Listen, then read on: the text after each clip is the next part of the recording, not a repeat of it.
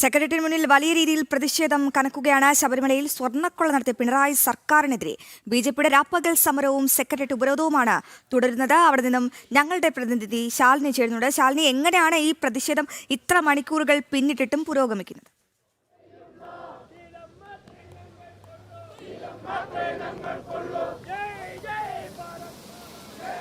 ശ്രീ, ശക്തമായ പ്രതിഷേധം തുടരുകയാണ്. സെക്രട്ടേറിയറ്റിന്റെ രണ്ടാമത്തെ ഗേറ്റിലേക്ക് നമ്മൾ പോവുകയാണ്. സൗത്ത് ഗേറ്റിലേക്കാണ്. സൗത്ത് ഗേറ്റിലും പ്രവർത്തകർ എത്തിക്കൊണ്ടിരിക്കുന്നു എന്നുള്ളതാണ് നമുക്ക് മനസ്സിലാക്കുന്നത്. അതിന്റെ അടിസ്ഥാനത്തിൽ അവിടെയും ഇപ്പോൾ പ്രതിഷേധ സമരം ശക്തമാകും. നമ്മളിപ്പോൾ ദൃശ്യങ്ങളിൽ കാണുന്ന സെക്രട്ടേറിയറ്റിന്റെ പ്രധാനപ്പെട്ട ഭാഗങ്ങളാണ്. സെക്രട്ടേറിയറ്റിന്റെ ഭാഗങ്ങൾ, ആ ഭാഗങ്ങളുടെ മുൻപിൽ തന്നെ ഇന്ന് പ്രതിഷേധം ശക്തമാക്കാൻ പോവുകയാണ്. ഞാൻ കഴിഞ്ഞ മണിക്കൂറിൽ സൂചിപ്പിച്ചതുപോലെ 4 പ്രധാനപ്പെട്ട ആവശ്യങ്ങൾ ഉന്നയിച്ചുകൊണ്ടാണ് സെക്രട്ടേറിയറ്റ് പടിക്കൽ ഒരു ശക്തമായ പ്രതിഷേധം BJP സംഘടിപ്പിക്കുന്നത്. ആ പ്രതിഷേധത്തിൻ്റെ ഭാഗമായി BJPയുടെ 30 സംഘടനാ ജില്ലകളിൽ നിന്നുള്ള പ്രവർത്തകരും പങ്കെടുക്കുന്നു എന്നുള്ളതാണ് ഏറ്റവും ശ്രദ്ധേയമായിട്ടുള്ള കാര്യം. BJPയുടെ സംസ്ഥാന നേതൃത്വം ആ പ്രതിഷേധത്തിന് നേതൃത്വം നൽകുന്നു. കൂടാതെ തന്നെ നൂറുകണക്കിന് ആയിരക്കണക്കിന് പ്രവർത്തകർ ഇങ്ങോട്ടേക്ക് വന്നുകൊണ്ടിരിക്കുന്നു, ഒഴുകിക്കൊണ്ടിരിക്കുന്നു എന്നുള്ളതാണ്. തുലാമാസ മഴയുണ്ട്, ഇടിവെട്ടുന്നുണ്ട്, അതിശക്തമായ പേമാരിയുണ്ട്. അതിനെയൊക്കെ അവഗണിച്ചുകൊണ്ട് ശബരിമലയിലെ സംരക്ഷണം, ശബരിമലയുടെ ആചാര സംരക്ഷണം, ഒപ്പം തന്നെ ശബരിമലയിൽ നടന്നിട്ടുള്ള സ്വർണ്ണ കവർച്ച, സ്വർണ്ണക്കൊള്ള, അതിൽ കൃത്യമായൊരു അന്വേഷണം വേണം.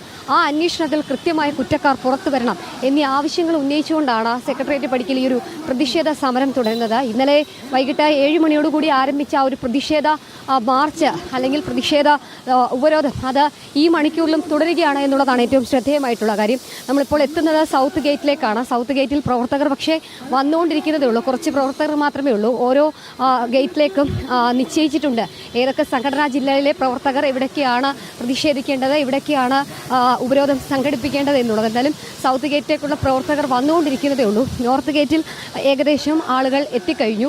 എന്തായാലും 10 മണിക്കാണ് നിലവിലെ സമയപ്രകാരം ഔദ്യോഗിക ഉദ്ഘാടനം നിശ്ചയിച്ചിട്ടുള്ളത്. BJPയുടെ സംസ്ഥാന അധ്യക്ഷൻ രാജീവ് ചന്ദ്രശേഖർ ആ ഒരു പ്രതിഷേധ ഉദ്ഘാടനം ചെയ്യുകയും ചെയ്യും. ഇന്നലെ അദ്ദേഹം മാധ്യമങ്ങളെ കണ്ടപ്പോഴും അതിശക്തമായ ഭാഷയിലാണ് വിമർശനം ഉന്നയിച്ചിട്ടുള്ളത് സംസ്ഥാന സർക്കാരിനെതിരെ. ഇപ്പോൾ നമ്മൾ കാണുന്നത് സൗത്ത് ഗേറ്റാണ്. വിവിധ മന്ത്രിമാരടക്കമുള്ളവർ ഇരിക്കുന്ന സൗത്ത് ഗേറ്റാണ്. ഈ ഗേറ്റും പൂർണ്ണമായും ഉപരോധിച്ചുകൊണ്ടാണ് ഈ ഒരു പ്രതിഷേധം സംഘടിപ്പിച്ചിട്ടുള്ളത് BJP എന്നുള്ളതാണ്. BJPയുടെ സംസ്ഥാന ജനറൽ സെക്രട്ടറി അടക്കമുള്ളവർ ഇവിടെ ഉണ്ട് എന്നുള്ളതാണ് ഏറ്റവും ശ്രദ്ധേയമായിട്ടുള്ള കാര്യം.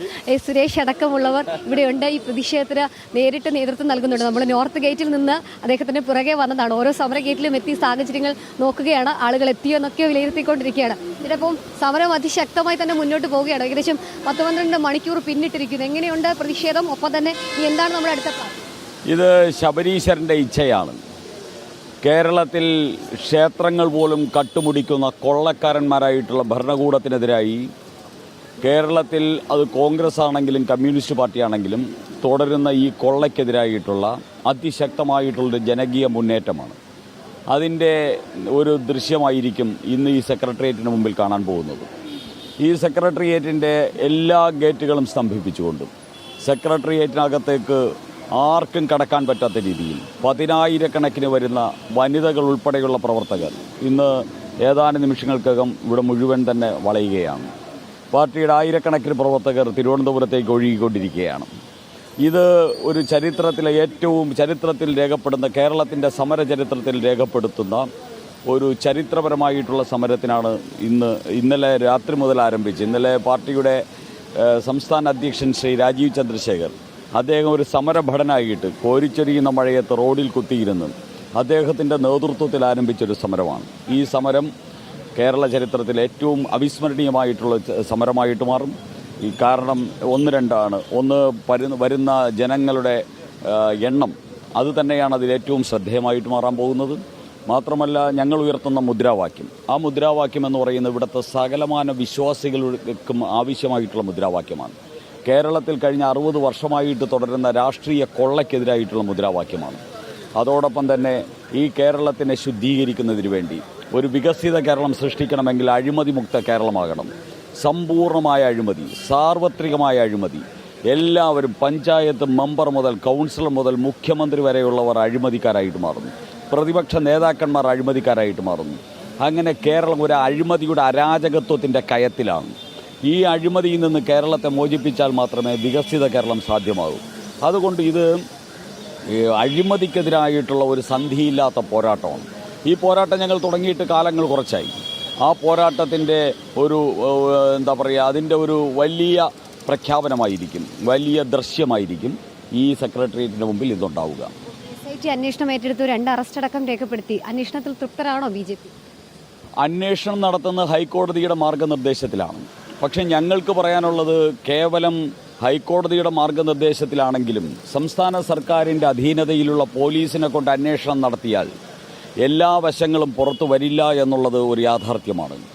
ഇവിടെ ഇന്നലെ ശ്രീ കുമ്മനം രാജശേഖരൻ അദ്ദേഹം ഞങ്ങളുടെ സമരപരിപാടി ഉദ്ഘാടനം ചെയ്തുകൊണ്ട് പറഞ്ഞതുപോലെ, ഇവിടെ തന്ത്രികളോ പോറ്റിമാരോ അല്ല വിഷയം, ഇവിടെ മന്ത്രിമാരാണ് വിഷയം, മുഖ്യമന്ത്രിയാണ് വിഷയം. അങ്ങനെ മന്ത്രിമാരെ കൽത്തുറുങ്കിലടയ്ക്കുന്നതുവരെ, മുഖ്യമന്ത്രിക്ക് ഇതിലുള്ള ഗൂഢാലോചന പുറത്തു വരുന്നതുവരെ, ദേവസ്വം ബോർഡിനെ പിരിച്ചുവിടുന്നതുവരെ, വാസവൻ എന്ന് പറയുന്ന ഈ അഴിമതിയിൽ വാസനയുള്ള ആ മന്ത്രി രാജിവെക്കുന്നതുവരെ ഈ കേരളത്തിൽ ഈ സമരം നടക്കേണ്ടതുണ്ട്. അതുകൊണ്ട് ഒരു SITയുടെ അന്വേഷണം കൊണ്ട് തൃപ്തി വരുന്നവരല്ല കേരളത്തിലെ വിശ്വാസി സമൂഹം, അഴിമതിക്കെതിരായിട്ട് ചിന്തിക്കുന്ന സമൂഹം. ഒരു SIT അന്വേഷണം കൊണ്ട് തൃപ്തരാകുന്നവരല്ല. സമ്പൂർണ്ണമായിട്ടുള്ള അന്വേഷണം ആവശ്യമുണ്ട്. ഇപ്പോൾ വാസവൻ്റെ കാലഘട്ടത്തിൽ നടന്നിരിക്കുന്ന അഴിമതിയാണ് ഇപ്പോൾ പുറത്തു വന്നിരിക്കുന്നത്. അതിനു മുമ്പ് കടകംപള്ളി സുരേന്ദ്രൻ്റെ കാലഘട്ടത്തിലുള്ള അഴിമതി അതിൻ്റെ പുറകെ പുറത്തു വന്നിരിക്കുന്നു.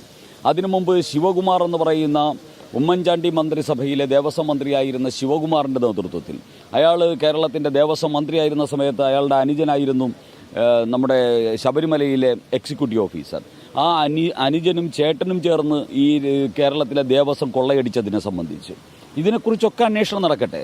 ഇവിടെ ശുദ്ധമായിട്ടുള്ള ഒരു ഭരണ സംവിധാനം വരട്ടെ. ദേവസ്വമെങ്കിലും ശുദ്ധമായിരിക്കട്ടെ. ദൈവങ്ങൾക്കെങ്കിലും സ്വസ്ഥമായിട്ടിരിക്കാൻ പറ്റുന്നൊരു കേരളമാകട്ടെ. ഗോഡ്സ് ഓൺ കൺട്രിയിൽ ദൈവങ്ങൾക്കെങ്കിലും സ്വസ്ഥമായിട്ടിരിക്കാൻ സാധിക്കട്ടെ എന്നാണ് BJPക്ക് പറയാനുള്ളത്. അതുകൊണ്ട് SITയുടെ അന്വേഷണം മാത്രം പോരാ, ഇത് ദേശീയ ഏജൻസികൾ അന്വേഷിക്കണം, ED അന്വേഷിക്കണം, CBIക്ക് അതിൻ്റെ ക്രൈം CBI അന്വേഷിക്കണം. ആ രീതിയിൽ ഒരു വിസ്തൃതവും വ്യാപകവും ദേശീയവുമായിട്ടുള്ള ഒരന്വേഷണം വേണം. എല്ലാ ഗൂഢാലോചനയിൽ പങ്കാളിയായ എല്ലാവരെയും കൽത്തുറുങ്കിലടക്കണം. ഈ അഴിമതിയോട് ഒരു വിട്ടുവീഴ്ചയും ഇല്ലാത്ത സമീപനമായിരിക്കും കേരള ജനത എടുക്കുക. അതിൻ്റെ പ്രതിധ്വനിയാണ് ഭാരതീയ ജനതാ പാർട്ടിയുടെ 10,000-കണക്കിന് പ്രവർത്തകരിൽ നിന്ന് ഈ കേരളത്തിൽ ഇന്ന് ഉയരാൻ പോകുന്നത്. സൂചിപ്പിച്ചതുപോലെ തന്നെയാണ് ഒരു സന്ധിയില്ലാ പോരാട്ടമാണ് BJP നടത്തിക്കൊണ്ടിരിക്കുന്നത്. അതായത് ഈ കുറ്റക്കാരൊക്കെയാണോ അവരെയൊക്കെ നിയമത്തിന്റെ മുൻപിൽ കൊണ്ടുവരും വരെ ഒരു പ്രതിഷേധ സമരം തുടരും എന്നുള്ളതാണ് BJP. അത് തന്നെയാണ് ഭക്തരുടെ ആവശ്യവും.